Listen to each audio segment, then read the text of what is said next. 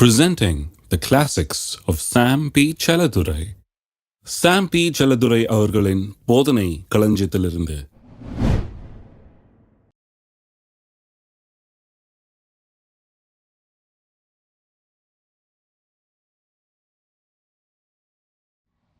அந்த நாளிலே நீங்கள் என்னிடத்தில் ஒன்றும் கேட்க மாட்டீர்கள், மெய்யாகவே நான் உங்களுக்கு சொல்லுகிறேன், நீங்கள் என் நாமத்தினாலே பிதாவினிடத்திலே கேட்டுக்கொள்வது எதுவோ அதை அவர் உங்களுக்கு தருவார்.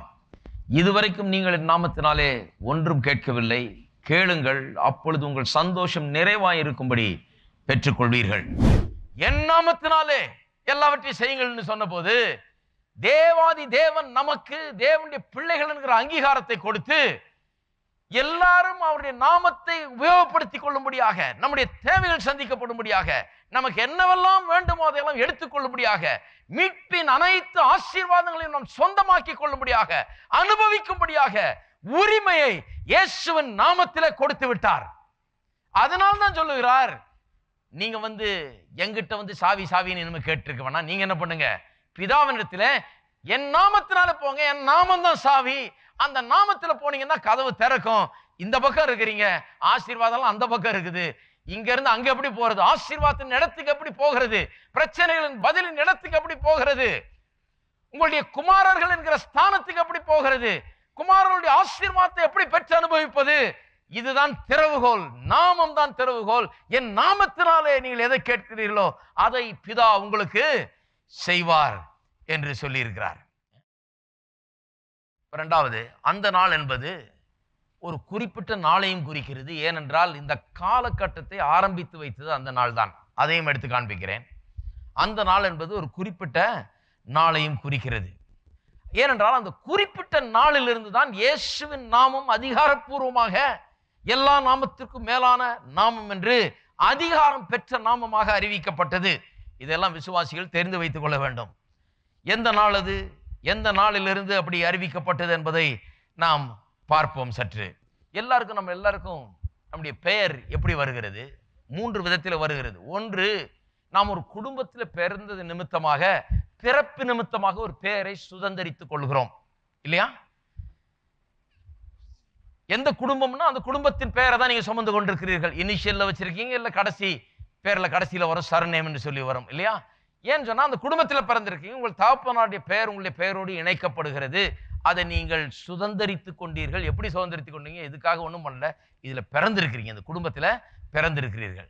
ரெண்டாவது, சிலருக்கு பெரிய புகழ்ச்சி வாய்ந்த வல்லமையுள்ள பெயர்கள் இருக்கிறது. கேட்கிறவர்கள் நடுங்கக்கூடிய பெயர்கள் சிலருக்கு இருக்கிறது. எப்படி என்று சொன்னால், அவர்கள் தங்களுடைய சாதனைகளினாலே அப்பேற்பட்ட பெயர்களை பெற்றிருக்கிறார்கள். அவர்களுடைய பெயர் வல்லமையுள்ள பெயர்களாக கருதப்படுகிறது. ஏதோ ஒரு துறையில அவள் பெரிய சாதனை படைத்தவர்களா இருந்தா அந்த பெயரை காட்டோம்னா ஐயோ அவரா அப்படிங்கிற, ஏன்னா அந்த நாமத்துக்கு ஒரு பெரிய அதிகாரம். ஏன்னு சொன்னா அந்த துறையில அவர் பல சாதனைகளை அவர் செய்திருக்கிறார். அதன் மூலமாக அந்த பெயர் பிரபலம் அடைந்து அது உன்னதமான ஒரு பெயராக, ஒரு சக்தி வாய்ந்த பெயராக இந்த பூமியிலே இருக்கிறது. மூன்றாவது, இந்த பெயர் கொடுக்கப்படுகிறது. சிலருக்கு பெயர்கள் அவர்களை கனம் பண்ணும் விதமாக, அவர்களுக்கு மரியாதை ஏற்படுத்தும் விதமாக அவர்களுக்கு சில பெயர்கள் அவர்களுக்கு கொடுக்கப்படுகிறது, சூட்டப்படுகிறது. சூட்டப்படுகிறது தான் கரெக்டான வார்த்தை, பெஸ்டோடு, சூட்டப்படுகிறது. ஏனென்றால் சாதாரண நாட்கள், ஆனாலும் அவர்களுக்கு பெரிய கனத்தையும் மரியாதையும் அந்தஸ்தையும் உண்டாக்கும்படியாக சில பெயர்களை சூட்டுகிறார்கள். இப்படி 3 விதத்தில் பெயர் கொடுக்கப்படுகிறது. நான் காண்பிக்கிறேன் இயேசுவுக்கு இந்த 3 விதத்திலும் இந்த உன்னதமான பெயர் உண்டானது என்று. ஒன்று, அவருடைய நாமத்தை அவர் சுதந்திரித்துக் கொண்டார் என்று வாசிக்கிறோம். எபிரேயர் 1ஆம் அதிகாரத்திலே 2ஆம் வசனம் முதல் வாசிக்கிறேன். இந்த கடைசி நாட்களில் குமாரன் மூலமாய் நமக்கு திருவுளம் பற்றினார், இவரை சர்வத்துக்கும் சுதந்திரவாளியாக நியமித்தார், இவரை கொண்டு உலகங்களையும் உண்டாக்கினார். அதாவது தேவன் இயேசுவை கொண்டு எப்படி எல்லாவற்றையும் உண்டாக்கினார், அவரை சுதந்திரவாளியாக நியமித்தார் என்று வாசிக்கிறோம். இவர் அவருடைய மகிமையின் பிரகாசமும் அவருடைய தன்மையின் சொரூபமாயிருந்து சர்வத்தையும் தம்முடைய வல்லமையுள்ள வசனத்தினாலே தாங்குகிறவராய், தம்மாலே தாமே நம்முடைய பாவங்களை நீக்கும் சுத்திகரிப்பை உண்டு பண்ணி உன்னதத்தில் உள்ள மகத்துவமானவருடைய வலது பார்சத்திலே உட்கார்ந்தார். இவர் தேவ தூதரை பார்க்கிலும் எவ்வளவு விசேஷித்த நாமத்தை சுதந்திரித்துக் கொண்டாரோ அவ்வளவு அதிகமாய் அவர்களிலும் மேன்மை உள்ளவரானார். தேவ தூதர்களை காட்டிலும் மிகவும் உன்னதமான நாமத்தை அவர் சுதந்திரித்துக் கொண்டாராம். எப்போ சுதந்திரித்துக் கொண்டார்? 1ஆம் அதிகாரத்தினுடைய சாராம்சமே அதுதான். தேவதூதர்களை காட்டிலும் இயேசு பெரியவர்னு. எப்ப அவருடைய நாமம் எல்லா தேவதூதர்களுடைய நாமத்தை காட்டிலும் பெரிய நாமமாய் விளங்கினது? எப்போ அதை சுதந்திரித்துக் கொண்டார்? இங்கே கீழே வாசிக்கிறோம். எப்படி எனில், அதான் எப்படின்னு சொல்லி இருக்குது. எப்படி எனில் 5ஆம் வசனம், நீர் என்னுடைய குமாரன், இன்று நான் உம்மை ஜனிப்பித்தேன் என்றும், நான் அவருக்கு பிதாவாய் இருப்பேன், அவர் எனக்கு குமாரனாய் இருப்பேன் என்றும் அவர் தூதர்கள் யாருக்காவது எப்போதலாகிலும் சொன்னது உண்டா? மேலும் தமது முதற்பேரானவரை உலகத்தில் பிரவேசிக்க செய்த போது தேவதூதர் யாவரும் அவரை தொழுது கொள்ள கடவர்கள் என்றார். பாருங்க, தேவன் இன்று நான் உம்மை ஜனிப்பித்தேன், என்னுடைய குமாரன் நீர், நான் அவருக்கு பிதாவாய் இருப்பேன், அவர் எனக்கு குமாரனாய் இருப்பார் என்று தூதர்களில் யாருக்காயிலும் எப்போதாயிலும் சொன்னது உண்டா என்று கேட்கப்படுகிறது. யாருக்காவது எப்பா சொல்லியிருக்காரா? அப்பன்னா என்ன அர்த்தம்? இயேசுவுக்கு சொல்லி இருக்கிறாராம். இயேசுவுக்கு ஏதோ ஒரு காலகட்டத்தில் இயேசுவை பார்த்து, இதோ நீர் என்னுடைய குமாரன், இன்று நான் உம்மை ஜனிப்பித்தேன் என்று சொல்லி இருக்கிறார். எப்ப சொல்லி இருக்கிறார்? ஞானஸ்நானத்தப்ப என்ன சொன்னார்? இவர் என்னுடைய நேசகுமாரன், இவரில் நான் பிரியமாயிருக்கிறேன் சொல்லி. ஆனா இங்க கொஞ்சம் வேற மாதிரி சொல்லி இருக்கிறார். அதை சொல்லல இங்க. நீர் என்னுடைய குமாரன், இன்று நான் உம்மை ஜனிப்பித்தேன் சொன்னா, இன்றைக்கு உன்னை பிறப்பித்தேன், உம்மை பிறப்பித்தேன் என்று சொன்னார். என்னைக்கு? அவர் பிறந்த அன்னைக்கா? கிடையாது. ஏன்னா பிறந்த அன்னைக்கு அவர் பிறப்பித்த நாள் அல்ல, பிறந்த நாள் அல்ல. கிறிஸ்துமஸ் இயேசுடைய பிறந்த நாள் அல்ல. அவர் ஏற்கனவே அங்க பரலோகத்தில் இருந்தவர் நித்தியமா. அவர் இந்த பூலோகத்துக்குள்ள நுழைஞ்ச நாள் அது. எல்லாரும் போய் ஸ்வீட் கொடுத்துக்கிட்டு இயேசு பிறந்த நாளுங்க இன்னைக்கு, இயேசு பிறந்த நாளுங்க. சரி, கரெக்டு, இயேசு பிறந்த நாள்னு ஒரு விதத்தில் சொல்லலாம். ஆனால் சரியான விதத்தில் சொல்ல கற்றுக்கணும். அவர் பிறந்த நாள் இல்லை, நமக்கெல்லாம் பிறந்த நாள் இருக்குது. அவர் பிறந்த நாள் இல்லை. ஏன்னா அவர் தான் ஆதியும் அந்தமுமா இருக்கிறாரு. அவர் எப்போ பிறந்தாரு? அவருக்கு பிறப்பே கிடையாது, அவர் ஆதியிலிருந்தே இருக்கிறாரு. அப்ப அவர் பிறந்த நாள்னு சொல்ல முடியாது. இந்த உலகத்தில் நுழைஞ்ச நாள் தான் கிறிஸ்துமஸ் அன்னைக்கு போல ஒரு நாள்ல, அது போல ஒரு நாள்ல, டிசம்பர் 25ஆம் தேதி போல ஒரு நாள்ல உலகத்துக்குள்ள நுழைந்தார்னு சொல்லலாம ஒழிய பிறக்கல. அன்னைக்கு ஏற்கனவே இருந்தவர் ஒரு கண்ணின் வயிற்றின் மூலமாக உலகத்திலே மனு அவதாரம் எடுக்கிறார், அவ்வளவுதான் ஒழிய அன்னைக்கு அவர் பிறக்கல. ஏற்கனவே இருந்தவர் தான் இங்க நுழைகிறார். இன்று நான் உம்மை ஜனிப்பித்தேன்னு சொன்னா, என்னைக்கு அது? என்னைக்கு இவர் பிறந்தார்? என்னைக்கு தேவனுடைய பார்வையில இன்னைக்கு பிறந்தவர் என்று சொல்லலாம். வாசிப்போம். அப்போஸ்தலர் நடபடிகள் 13ஆம் அதிகாரம் 32ல இருந்து வாசிக்கிறேன். நீர் என்னுடைய குமாரன், இன்று நான் உம்மை ஜனிப்பித்தேன் என்று 2ஆம் சங்கீதத்தில் எழுதியிருக்கிறபடியே இயேசுவை எழுப்பினதினாலே தேவன் நம்முடைய பிதாக்களுக்கு அருளி செய்த வாக்குத்தத்தை அவர்களுடைய பிள்ளைகளாகிய நமக்கு நிறைவேற்றினார். அப்ப என்ன அர்த்தம்? நீர் என்னுடைய குமாரன், இன்று நான் உம்மை ஜனிப்பித்தேன் என்று 2ஆம் சங்கீதத்தில் எழுதியிருக்கிறது பாருங்க. அதன்படி இயேசுவை எழுப்பினாராம். அப்ப அதன்படி இயேசுவை எழுப்பினார் என்று சொன்னா, இயேசுவை எழுப்பின அன்னைக்குதான் என்ன சொல்றாரு? நீர் என்னுடைய குமாரன், இன்று நான் உம்மை ஜனிப்பித்தேன். அது எப்படி? உயிர்த்தெழுதலின் நாளை, அவர் உயிரோடு எழுப்பப்பட்ட நாளை அவர் ஜனிப்பிக்கப்பட்ட நாள் என்று எப்படி சொல்லலாம்? நான் சொல்லுகிறேன் எப்படி சொல்லலாம் என்று சொல்லி வெளிப்படுத்தல் 1ஆம் அதிகாரத்துக்கு திருப்போம். 1ஆம் அதிகாரம் வெளிப்படுத்தல் 1:5ஆம் வசனம். உண்மையுள்ள சாட்சியும் மரித்தோரிலிருந்து முதற் பிறந்தவரும். இங்க பாருங்க, மரித்தோரிலிருந்து முதற் பிறந்தவர் இயேசுவை குறித்து சொல்லும் போது, அப்ப மரித்தோரிலிருந்து முதற் பிறந்தவர்னா மரித்தோரிலிருந்து உயிரோடு எழும்பினவர் இல்ல முதலானவர் என்றா? கிடையாது. இதுக்கு முன்னால சிலர் உயிரோடு எழுந்து இருக்கிறார்கள், அதனால இவர் அல்ல முதல்ல உயிரோடு எழுந்தவர். மரித்தோரிலிருந்து முதற் பிறந்தவர் என்று சொன்னால், பாவத்திலே மரித்து கிடந்தவர்கள் மத்தியிலே, பாவத்திலே மரித்தவர்கள். வேதவசனம் சொல்லுகிறது எபேசியர் 2:1 நாம் அக்கிரமங்களினாலும் பாவங்களினாலும் மரித்து கிடந்தோம் என்று சொல்லப்பட்டிருக்கிறது. பாவத்திலே மனுக்குலம் முழுவதும் மரித்து கிடக்கிறது. ஆனால் தேவகுமாரன் அந்த மனுக்குலத்திலே மனு அவதாரம் எடுத்து உள்ளே வந்தபோது அவர் பாவத்திலே மரித்தவராய் இல்லை, பாவமற்றவராய் இந்த உலகத்தில் வந்தார். ஆனால் கல்வாரி சிலுவையில ஏறின போது, அங்க தொங்க விட்ட போது, மனுக்குலத்தின் பாவங்கள் அனைத்தும் அவர் மீது வைக்கப்பட்டது. அவரும் பாவத்திலே மரித்தவர் போல ஆனார்.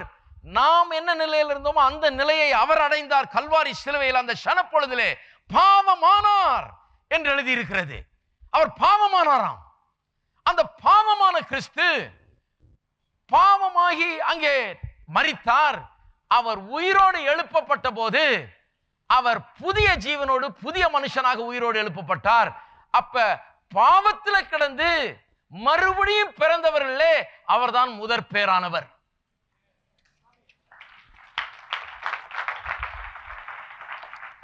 நமக்காக பாவத்தை கல்வாரி சிலுவையில் ருசி பார்த்து நம்மை போலாகி பாவிகளைப் போல பாவத்தை சுமந்து பாவமான கிறிஸ்து மறுபடியும் ஜனிப்பிக்கப்பட்டார். அதனால்தான் சொல்லி இருக்குது, நீர் என்ற குமாரன், இன்று நான் உம்மை ஜனிப்பித்தேன். அதனால்தான் வெளிப்படுத்தல் 1:5 சொல்லி இருக்குது, இவர் மரித்தோரிலிருந்து முதற் பிறந்தவர். பாவத்தில் மரித்து கிடந்தவரிலிருந்து முதல் பிறந்தவர் என்ற ரீதியிலே சொல்லப்பட்டிருக்கிறது.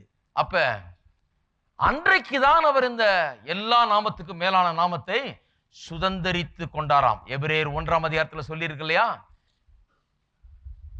எப்படிப்பட்ட நாமத்தை சுதந்தரித்து கொண்டாராம்? இவர் தேவதூதரை பார்க்கலும் எவ்வளவு விசேஷித்த நாமத்தை சுதந்தரித்து கொண்டாரோ அவ்வளவு அதிகமாய் அவர்களிலும் மேன்மை உள்ளவரானார்.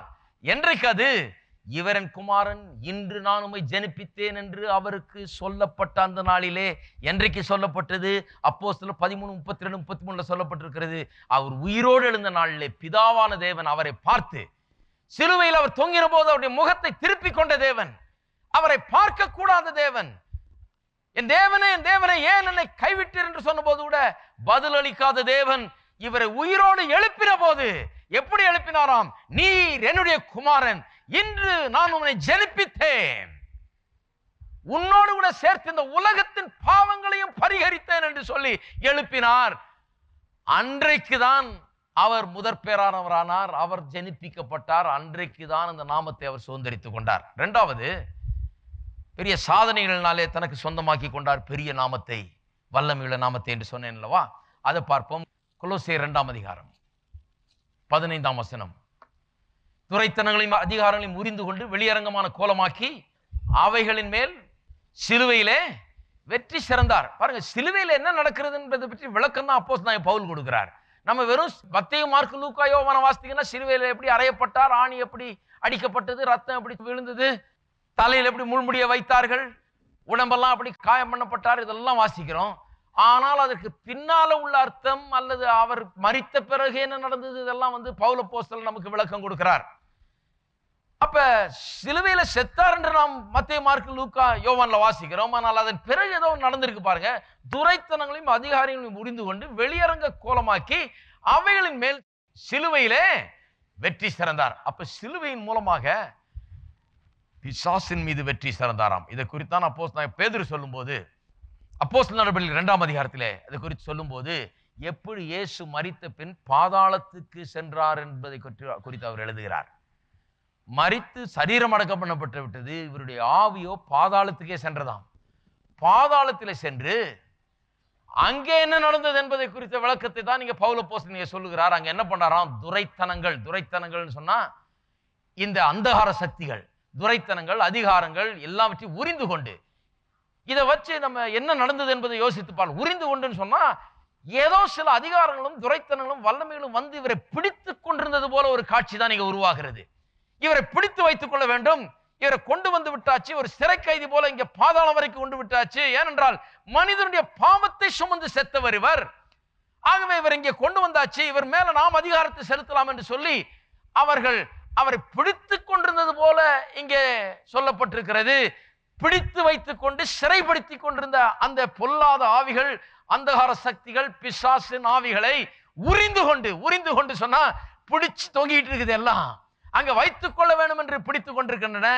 ஆனால் 3ஆம் நாளிலே அவர் உயிரோடு எழுந்த போது பிதாவானவர் வானத்திலிருந்து பாவத்துக்கான பிராயச்சித்தம் செய்யப்பட்டு ஆகிவிட்டது, என்னுடைய குமாரனே உம்முடைய வேலை முடிந்தது, இனி செத்து கிடக்க வேண்டியதில்லை, பாவத்தை இனி சுமக்க வேண்டியதில்லை, உம்முடைய நீதியை உமக்கு திரும்ப தருகிறேன், இன்று நான் உம்மை ஜனிப்பித்தேன், நீர் என்று குமாரன் என்று பிதாவானவர் வானத்திலிருந்து பறைசாற்றின உடனேயே அவருக்கு அந்த பிசாசின் வல்லமைகளை உரிந்து கொண்டாராம்.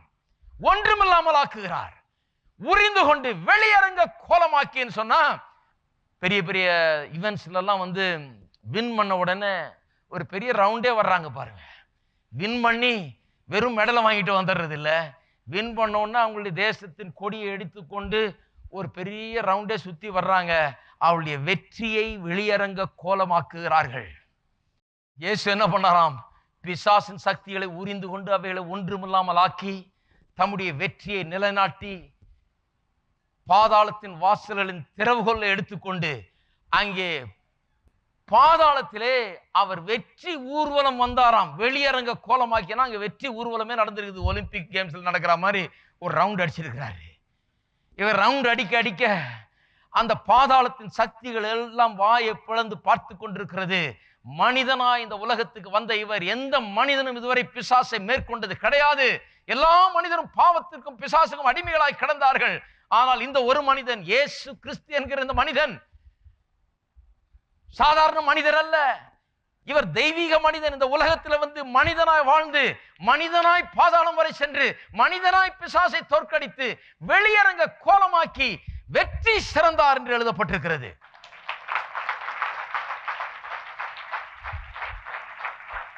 இப்படி வெற்றி சிறந்ததுனாலதான் அந்த ஸ்கேவாவின் குமாரில் 7 பேர் போய் பிசாசு வரட்டும் போது, பவுல் பிரசங்கிக்கிற கிறிஸ்துவின் நாமத்தினாலே சொல்லுகிறோம் சொன்ன உடனே அந்த பிசாசுகள் கேட்டுச்சு, ஆமாயா இயேசுவை எங்களுக்கு தெரியும். எப்படி தெரியும்? இவர் தான் அங்க வந்தவர், பாதாளத்துக்கு வந்தவர். இவர்கிட்ட தான் அடி வாங்கினாங்க, இவர் தான் அடிச்சு நொறுக்குனவர். அவரை நல்லா தெரியும். இயேசுவை எங்களுக்கு தெரியும், பவுலையும் எங்களுக்கு தெரியும். ஏன்னா அவர் இந்த நாமத்தை யூஸ் பண்ணி அவரும் வேலையை செஞ்சுட்டு இருக்கிறாரு. அவருக்கு அது வேலை செய்யுது. இயேசுவை தெரியும், பவுலை தெரியும், நீங்க யாரு அப்படின்னு சொல்லி செம்ம அடி கொடுத்து அனுப்பிச்சிருக்கிறாங்க. இயேசுவை பாதாளத்துக்கு தெரியும். பாதாளத்திலே இந்த நாமத்தை காட்டிலும் மேலான நாமம் இல்லை. இந்த நாமத்தை பாதாளத்தின் சக்திகள் கேட்ட உடனே நடுங்குகின்றன. ஆகவே நான் சொல்லுகிறேன், கிறிஸ்தவ விசுவாசிகள் பிசாசு பிசாசு பிசாசு அப்படியே பிசாசு கான்சியஸா இருக்கக்கூடாது, டெவில் கான்சியஸா. சில ஆளுங்க பாருங்க, அவ்வளவு டெவில் கான்சியஸ்னஸ்.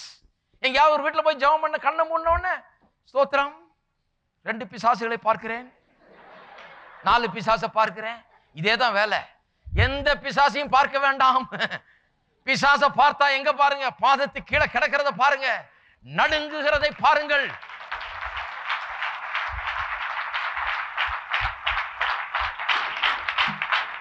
பிசாசின் தோல்வியை தினந்தோறும் பாருங்கள்.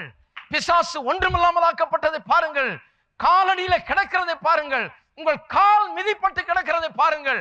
அதை வாயை திறந்து பேசுங்கள். ஒவ்வொரு நாளும் எந்திரிச்சிட்டு, மந்திரவாதம் வச்சுட்டாங்க பிரதர், பில்லி சூனியம் வச்சுட்டாங்க பிரதர், அவர் இப்படி செஞ்சிட்டாரு பிரதர், இவர் அப்படி செஞ்சிட்டாரு பிரதர், தகுடு இங்க வச்சாங்களாம் பிரதர், தகுடு அங்க. எத்தனை தகுடு இரும்பு தண்டவாளத்தை கொண்டு வச்சானே அவன் என்னவா?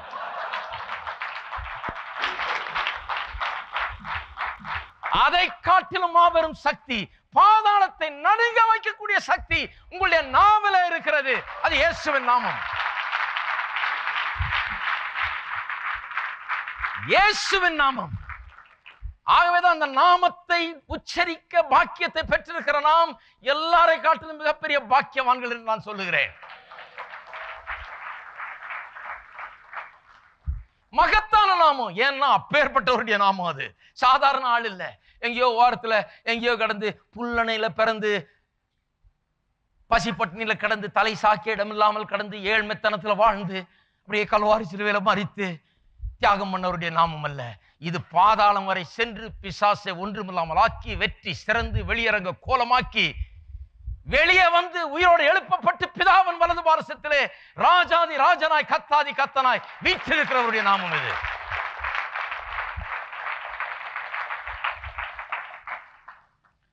இருக்கீங்களா? அப்ப இயேசுவின் நாமம்னா அவர் ஜெனிப்பிக்கப்பட்டவர் தேவனுடைய குமாரனாக. அவர்தான் முதல் குமாரன். பாவத்தில் கிடந்தவர்கள் மறுபடியுமாய் ஜனிப்பிக்கப்பட்டு தேவனுடைய குமாரலானதுல அவர்தான் முதலானவர். நம்முடைய பாவத்தை சுமந்து தேவ குடும்பத்தில் மறுபடியுமாய் ஜனிப்பிக்கப்பட்டவர். அவருக்கு பின்னால வந்த குமாரர்கள் தான் நாம். அவர் தான் ஃபர்ஸ்ட். அதனால தான் பெரிய மகத்தான நாமம் அந்த நாமம். அந்த நாமத்துக்கு பெரிய மரியாதை. பாதாளத்தின் சக்திகளை வென்ற நாமம், வெளியரங்க கோலமாக்கின நாமம், உரிந்து கொண்ட நாமம், ஒன்றுமில்லாமல் ஆக்கின நாமம். அதனால தான் அந்த நாமத்தினுடைய வல்லமை.